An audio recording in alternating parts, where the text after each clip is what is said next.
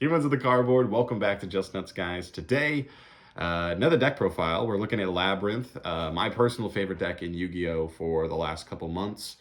We got the new boss monster from Darkwing Blast, absolutely huge for the deck. We're getting another new trap card in Photon Hypernova in a couple months.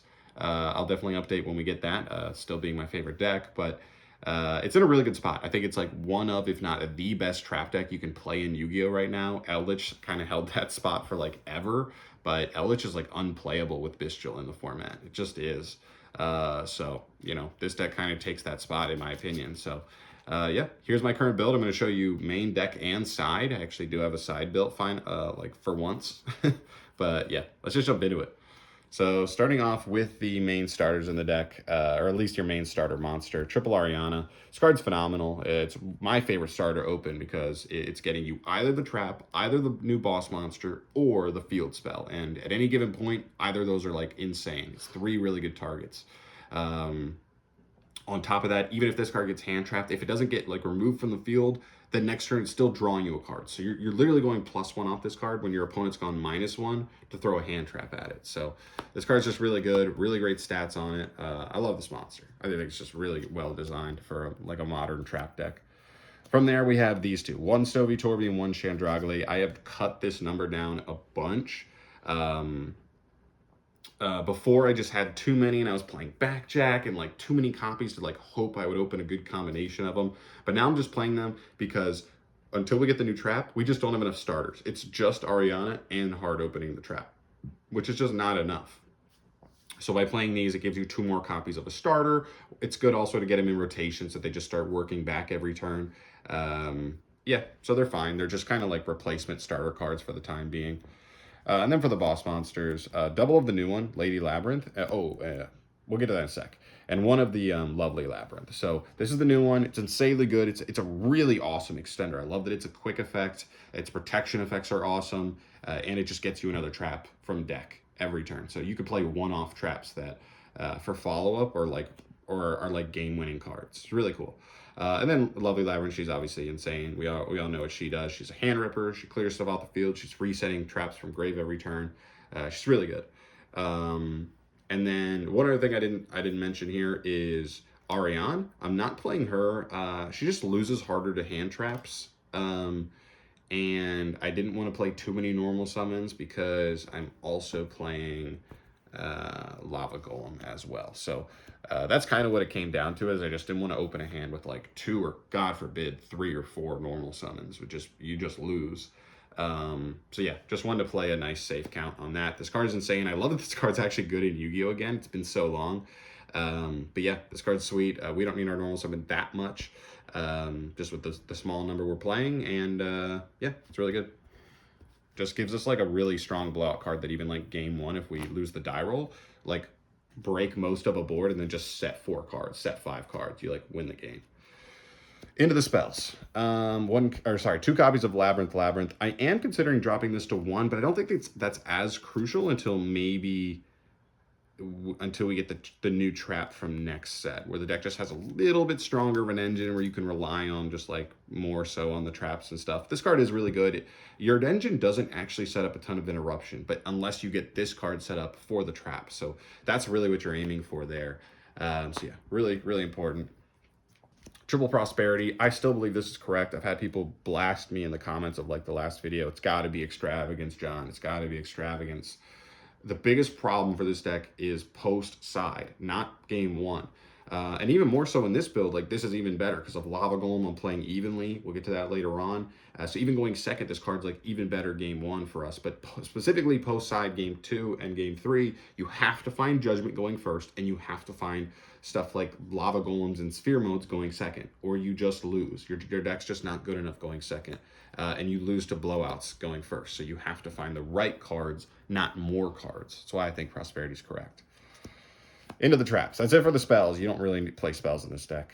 Triple of the main trap card. This card's insane. Summons any monster in your archetype straight from the deck. And it resets itself. Man, the reset is like so crazy. Getting like 2 of these in rotation just feels so broken. You like can't lose a grind game in that scenario. And then I play a bunch of like the removal traps. So triple compulse, this one is probably the lowest impact of the removal traps we play, because you need to play enough removal traps to like trigger your engine.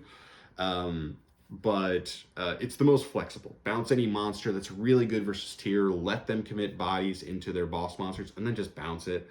It's totally good. You just got to be careful around like lava golem hitting the field, or not lava golem, mud dragon hitting the field and locking you out of some of your traps, but still good. Good versus sprite. Everything's extra deck based, so just bouncing stuff. And even like Flunder, you just bounce whatever they tribute summon, and it's actually decent. Triple Tears of the Overroot. I have fallen in love with this card. I thought it was decent, but it's actually really good. And especially versus tier, being able to like send something like a field spell to the grave to like set back like a tier that's triggering in grave currently, you literally get like a 2-for-1 out of it. Like most of the time I'm activating this card, I'm literally like hitting 2 cards at once. So it's really, really good, really flexible. It hits spells and traps as well. So it's a Mystic Mine out, which is really strong for a deck like this. You just got to have something like that just so you like auto beat Mystic Mine game 1 for sure. Triple Punishment. This one I'm on the fence about because it's just not that good versus tier. But I will say it is fucking good versus Sprite. A little bit less good versus Sprite Runic, just because they can always chain a Runic quick play to get out the fusion and protect their shit. But it pops 2/2s. So once they put 2 level 2s on the field, you just clear them both and you're good to go. So that's why this card's like so good versus them. I'm back and forth on this. I might drop it to 2, just because like the extra utility for it of that, like whatever you send, getting you like a bonus, and just having like multiple things that offer you different like ways of value is really nice. And then 2 IDP. This is the last of the removal traps we play. If I cut Dogmatic Punishment to 2, I'd put this to 3, just because it's really strong versus tier, still solid versus Sprite, but you know. I don't know. It's really strong, but there are also decks where it's like complete, like doesn't do anything against. So you just got to be careful with that. So yeah, might move around those. From there, Triple Imperm, just a good card. It's a normal trap, so has a little bit of synergy in the deck. Just a generic, it's like the only hand trap I play. Like, I don't know. It's just a good card. There, and it negates, so it's really nice to pair negates with all the removal cards. Because if you have a deck that's just removal, you could run into problematic decks that kind of need to be negated more than anything. 2 evenly. Just 2 for the main. You could do 3 if you wanted. It just feels a little overkill. I just don't want my going first hands to start to suffer too much because of playing lava golems and evenlies in the main. But with prosperity, I feel like going second, double evenly, double lava golem is pretty justified. I think that's pretty good. This card's just really good in the format. And then 1 trap trick. I really like this. Just the 1 copy. It's just so much utility. It can grab you your starter trap. It can grab you any of the removal traps, whichever one is best in any situation. Or it can grab you Imperm. So it just has like infinite utility in this deck. Triple Strike. Another going second card technically. I mean, it's really good both ways. Going first, going second. Just helps you play into boards, especially with all the removal traps you have. Like fire a Dogmatic of Punishment to like clear 2 cards off your opponent's field. If they try and negate it, you chain strike, and it all resolves. So it's really good. And the last card in my deck, 2 copies of Rivalry of Warlords. This card's just an auto win versus certain decks, especially game 1 when they don't have spell and trap removal in the main, or at least enough in the main to like beat this card. But I really like this card, man. This card is pretty sweet. It's really, really broken versus sprites. Less versus the Runic build, obviously, but a lot of people are on like the pure Sprite build right now. And versus tier, you can still catch them because everybody's playing Fenrir, everybody's playing Bestials, Rhino Hearts of Warrior. You can definitely catch them in really awkward spots and, you know, force them to lose a lot of value. But that's for the main, 40 cards even. Not messing around with that. Want to keep it consistent. Into the extra deck, start off with the links. 1 copy of Dark, 2 copies of the new Link Muckracker. Muckracker is really good for a couple of different reasons. It allows you to get Ariana or allows you to like get the new one, Lady Labyrinth, on the field in attack position immediately the turn you summon it. It does take an extra discard from hand, but it's 3,000 attacks. You can apply a lot of offensive pressure with it, which is cool. And then a lot of times you'll find yourself going into this just to rebarn an Ariana on a later turn, just so you just get another search, just to like trigger her again, which is pretty cool. And then Dark is Dark. I don't really need to explain that.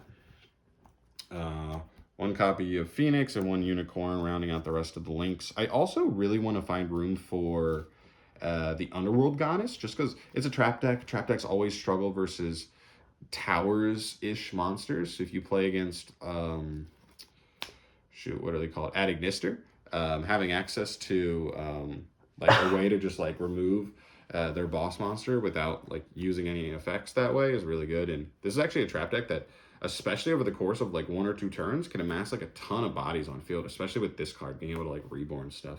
So you can just Underworld Goddess them, because it's a fiend too, so you're not even locked out of it. Cool little package here. If you could just make a rank 4 with fiends, you overlay this, and then you overlay this, and this is like 3 monster steals, which is kind of funny. So it's really cool. I mean, I know this gets better if you play Ariane, but it is totally super doable to just like get 2 Arianas on the field. That is not a problem at all. So sometimes you can set this up and it just like blows duels out, but usually it's not saving your keister too much. So maybe I should look more for like a Zeus package, if anything, but whatever. And then the rest just like Dogmatica punishment targets. So 2 Intis and the 1 Garura. We're playing Prosperity, not Extravagance, so these are totally fine to just play 2 of these. Yeah, those are some of the best targets. 1 of this guy in case you have to pop something that's really big. 1 Omega, just so that you can remove something from grave. And then Ad really particularly good in trap decks, because like everybody needs to like destroy trap decks. So just putting this in grave just punishes your opponent for destroying anything. And the last one is the new guy, Myrilogic Aggregator. It's the same thing as Intis, just negates a face-up card instead of popping one when it's sent. So really good utility there. You don't usually use too much for the extract. It's mostly just sending for punishment and sometimes going into some of those specific links. Not usually doing the Exceed play. And then because I promised I would, we'll go quickly through the side. I have the 3rd Lava Golem.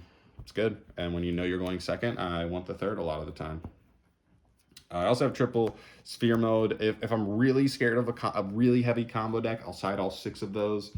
It doesn't always happen, but it definitely can. But yeah. And sometimes there are decks where I'm like, you know what? Lava Golem's not enough. I have to hit him with sphere mode. So I'll just side sphere mode and side out the Lava Golem. So they don't always overlap. Sometimes there are just better matchups for either or. Triple Shifter, I think this card's like a must play in the deck going second, just because even though this deck doesn't want its stuff to get banished, you're going to go Shifter, your opponent can't play, and then you're going to set your whole hand. So by the time you pass turn, the Shifter is fizzled. Now you're free to go, and you've essentially just got to go first. So this card just allows you to go first when you're supposed to be going second, which is crucial. And especially with the Ishizu Fairies, like you got to macro your opponent. Speaking of which, Dimensional Fissure, I like this card a lot. I think this card's actually not even bad to side going second into stuff like tier, because they won't have hard negates for it, hardly ever, and this would probably bait one anyway, so it's just like a bait at that point to let the rest of your hand play out. But even just going like activate this and then either Sphere Mode or Lava Golem, like will just win you the duel. So yeah, and then this literally turns off their entire board. It's really crazy.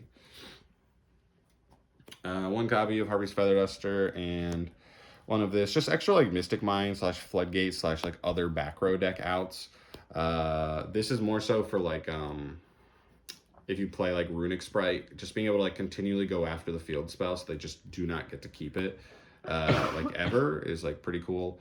As well as other Floodgates, just other back row decks that you can play like Mine or something, or if you play against like Striker, this card's really good. Just extra blowouts for those matchups. Like I still think you have a good matchup versus most of those other decks, but you know. 1 Proxy, this is just the 3rd evenly matched. Evenly's just too good this format. If you have it, play it. I only have 2, so it's my fault. And then lastly, you have your going first stuff. Triple Judgment, you have to play it. This deck gets absolutely booty clobbered by evenly matched, Lightning Storm, and Harpy's Feather Duster. So if they have it, you have to stop it. That's why I play Prosperity, so we can dig for this card when we know we're going first. Because if we find this, our win rate has to be like 92% or some shit when you find this going first. Because like that's how you lose. Otherwise, like you're winning like almost every time. And then a pointer, it's kind of just the 4th Judgment. I know this got put to 1. I know we can't like trap trick for it or anything like that, but it's kind of, it functions the same as the Judgments, more or less. It's not quite as good, but it just lets us look and guarantee that our opponent's not going to have one of those board wipes in their hand. So that's good enough for me to still warrant playing it. But yeah, that's pretty much it. That's the main extra and side there. I really like this deck. I cannot wait to do more testing for it. It is still early for me, especially with the new card. There could be some new plays that I definitely need to like mess around with. I know people are big on some of the virus cards and some of that stuff, so maybe that's something else I should look at for the side potentially. But that's kind of hit or miss, because like you still lose to evenly even if you virus and call like spells to worry about Lightning Storm and like Harpy's Feather Duster. But like if they just have an evenly, you still like get bodied by it. So you got to be careful. Not exactly sure where I'll end up there, but still feel really confident with the deck right now. Can't wait to do more testing with it and actually see where I can go, because this will definitely be my main going forward. So yeah, that's pretty much it for me today, guys. Thank you so much for watching. As always, keep in mind, this is just my build. I'd love to hear your thoughts, any suggestions in the comment section down below. I'm always trying to edit and tweak these builds, so let me know any ideas there. But I'm out of here for today. Subscribe if you haven't. See you in the next one. Peace.